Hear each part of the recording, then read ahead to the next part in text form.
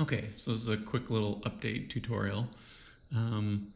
Posted something on using how to set up kind of use a curvature node to erode away the edges that we might have in here. But the student has sent me their file and they're just not seeing that.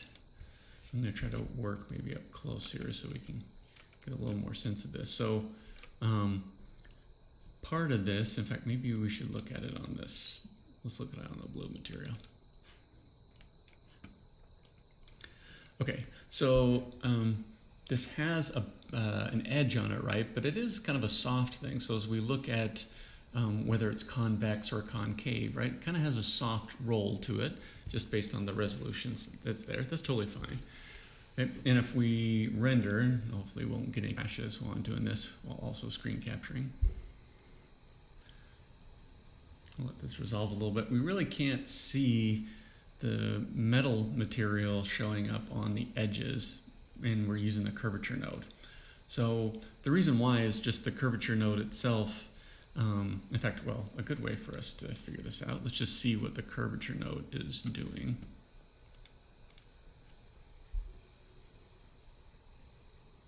Right, so I put this, ramped this into the surface output, right? So we can see just the effect of that curvature node.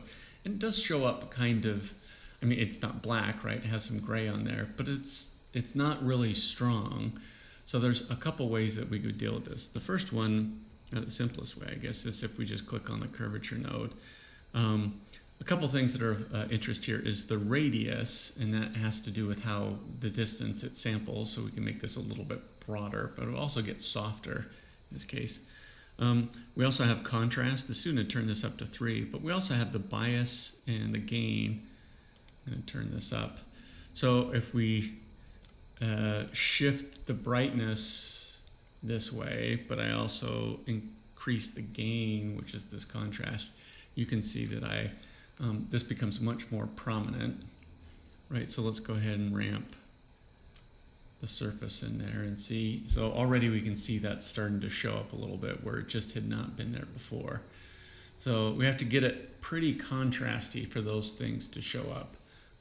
And it's a little hard in the screen capture. This is also rendering pretty slow because the student's using an emissive material that takes a lot of sampling as opposed to a mesh light. So we're getting a little bit of that that chrome coming through. I also want to show another way to address this, another way to tweak it. So we can use the bias and the gain, you know, of the curvature node. We can also take the curvature node and the result it's giving us and run it through a ramp. So this is just like a gradient, right? Like you would have in Photoshop.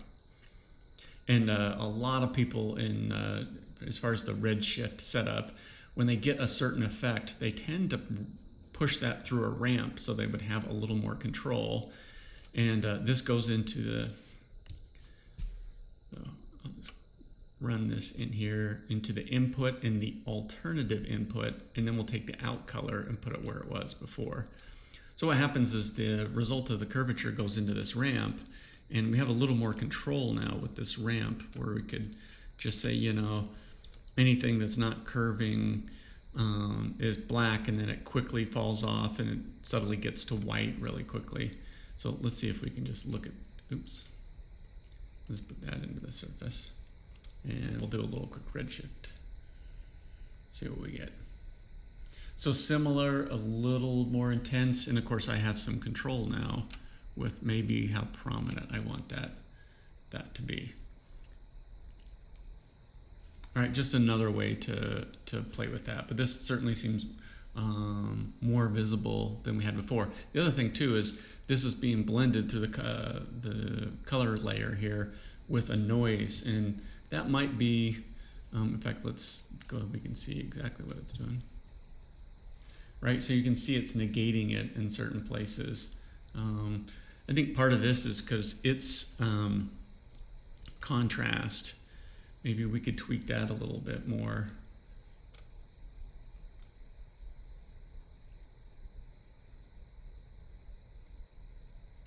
as far as where it's showing up. We don't really want too much of a gradient, right? We want the paint to be either chipped off or chipped on there. And we might play with the scale. I don't know if I just made this 1, right? So I get more interruptions in places. So, all right, so now let's just go back and just put the pure output from all the stuff happening. And you can see we now have the edges showing through here as if they were chipped. I don't know if that's the best result. I would maybe play with the noise here, but it's certainly now visible where it was not before. So let's recap. In the curvature node, if needed, especially when you have edges that are kind of a soft bevel, right? They're not really, really tight and sharp. To get this effect, you're going to have to turn up the contrast. You can also play with the radius. Hopefully this won't crash when I'm doing this, but I'll just... oh yeah, and it's going to crash. Oh, I shouldn't have tried that. Anyways, so this will be the end of this tutorial, but hopefully you got all the pieces. I'll call it good there.